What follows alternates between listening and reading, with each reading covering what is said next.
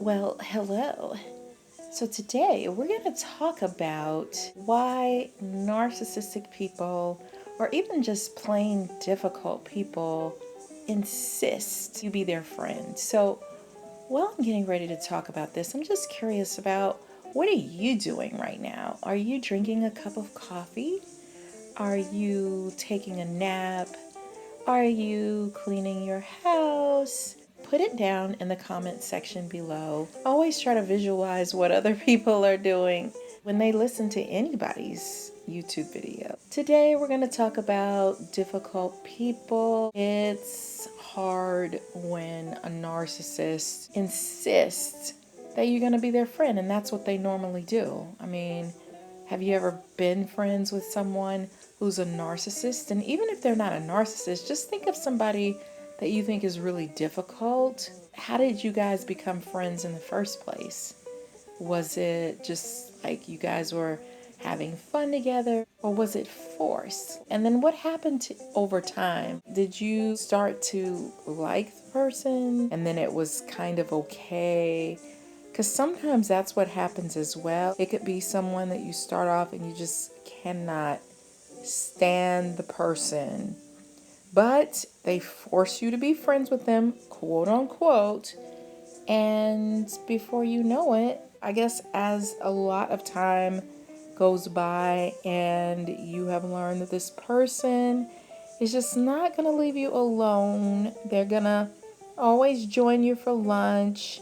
They're going to ask you for your phone number. Eventually, you might actually get used to their company and get used to the little funny things about their personality that you once couldn't stand. These people bully, they play the victim, they intimidate, they talk about people behind their backs, drag people over the coal. They are smart alecks. They're too critical. They're just annoying and obnoxious. Yeah, that's the number one thing. They're obnoxious. They're full of themselves.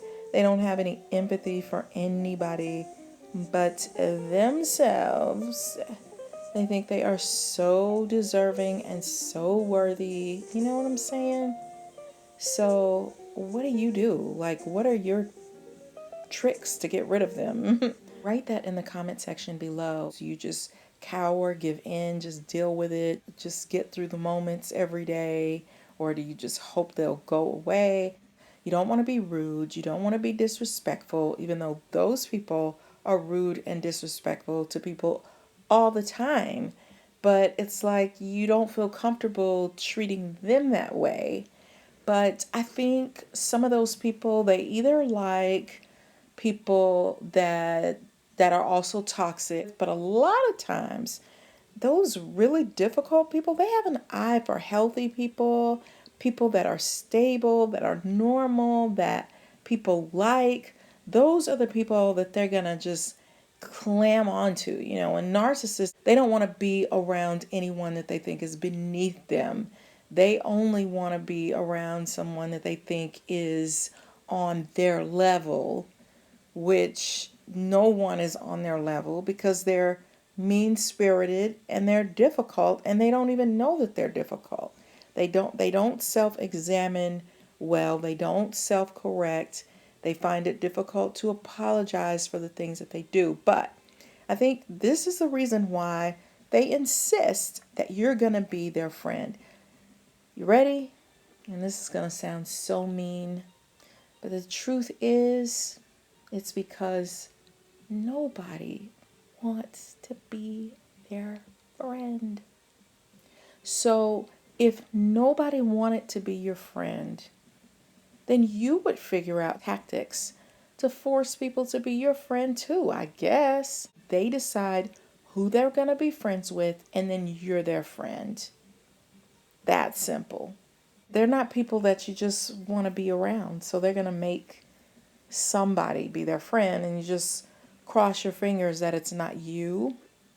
So I guess at the first sign that someone is trying to befriend you, and you know the person is toxic, or there's something about them that's toxic, then you might want to go cold.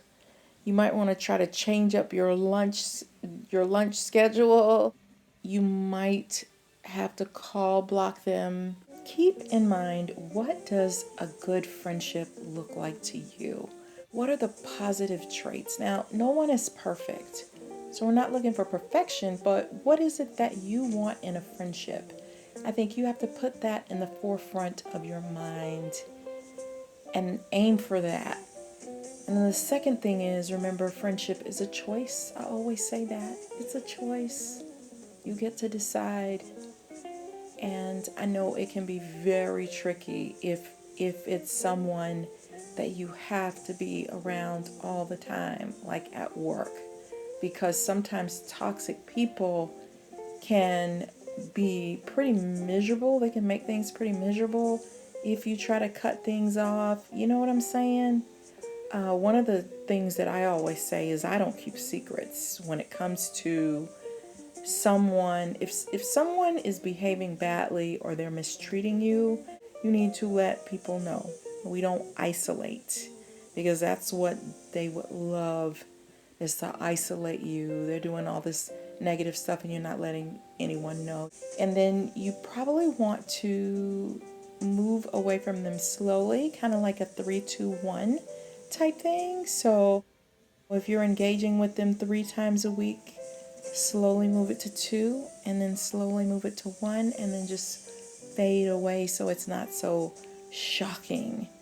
Because sometimes when it's just a complete chop, cut you off kind of thing, it makes people panic and become clingy. So you want to just fade out.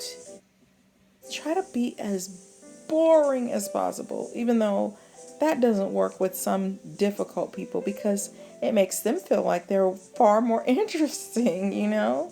Now, I think if someone is really toxic and they're abusive and they're calling you stupid, they're calling you names, they're doing those kinds of things, then you need to just cut it off. Get away from them. Get help if you need to. Connect with other people. Try to make new friendships. That way you have a support system around you. Oh, I just thought of something. Someone told me that they have the game on lock. Like, they know how to be in the presence of somebody and be Meanwhile, in their minds, they're thinking of all the things they're going to do that day, all the things that they have to look forward to, what groceries I'm going to get at the grocery store, what restaurant I want to visit.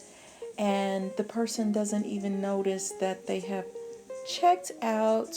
So you might want to practice that strategy and see if you can master it. So, I don't know. Let me know what you do with toxic people, because, I mean, that's a tough subject. You know, I think the more dysfunctional the world becomes, the more toxic people we're going to meet. So you can't always just totally escape from these people unless you are in utopia. They're going to be there. And they're going to get on everyone's nerves, not just you. So if you have any other topics that you want me to talk about on my videos that you think would help you, then, you know, please let me know. Like this video, share it with people, and remember to subscribe. And I will see you on the next video, everyone. Bye.